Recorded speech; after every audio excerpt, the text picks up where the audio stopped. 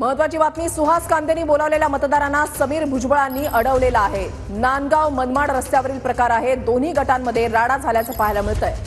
सुहास कांदेंनी बोलावलेल्या मतदारांना समीर भुजबळांनी अडवलाय। समीर भुजबळ अपक्ष म्हणून रिंगणात आहे, तर सुहास कांदे महायुतीचे उमेदवार आहेत। नांदगाव मनमाड रस्त्यावर हा प्रकार घडतोय। दोन्ही गटांमध्ये इथे राडा होतोय।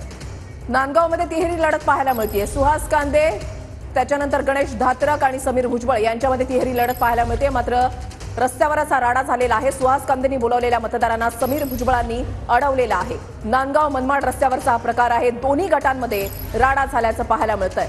सुहास कांदेंनी बोलावलेल्या मतदारांना समीर भुजबळ यांनी रस्त्यावर अडवलेला आहे आणि त्यानंतर राड्याची दृश्य।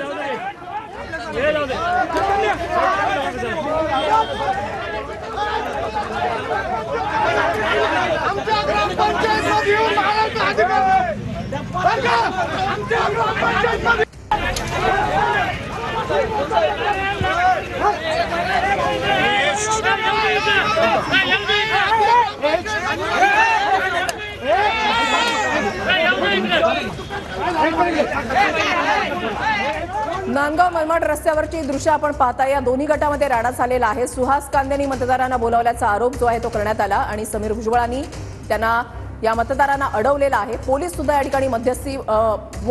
ठिकाणी मध्ये पडले आणि मात्र या ठिकाणी हाणामारीची दृश्य सुद्धा पाहायला मिळतात।